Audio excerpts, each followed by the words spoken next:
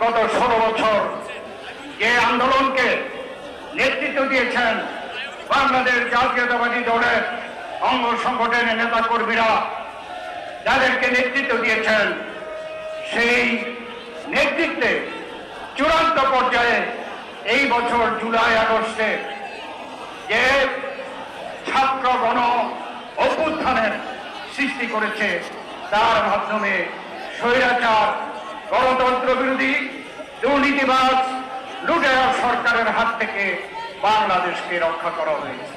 অত্যন্ত সংক্ষেপে আপনাদের উদ্দেশ্যে এইটুকু বলবো, বাংলাদেশের মুক্তিকামী ছাত্র জনতা আজকে যে ইতিহাস সৃষ্টি করেছে, সেটা শুধু বাংলাদেশের ইতিহাস নয়, সেটা সারা বিশ্বের ইতিহাসে লিপিবদ্ধ হবে। লক্ষ লক্ষ মানুষ উপস্থিত হয়েছে।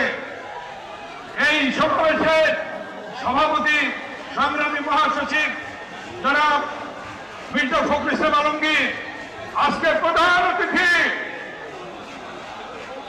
যার সুদূর প্রসারী কথার মধ্য দিয়ে, যে বক্তব্যের মধ্য দিয়ে যিনি বলেছিলেন দেশ যাবে কোন পথে, ফয়সালা হবে।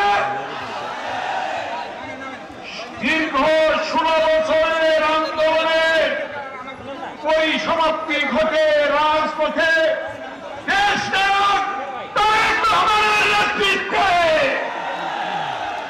আর আমার মেসেজ,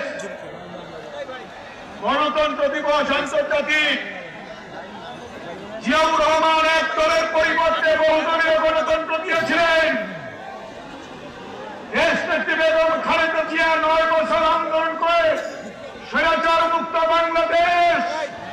হাসিনা বলতো উন্নয়ন আগে, গণতন্ত্র পরে।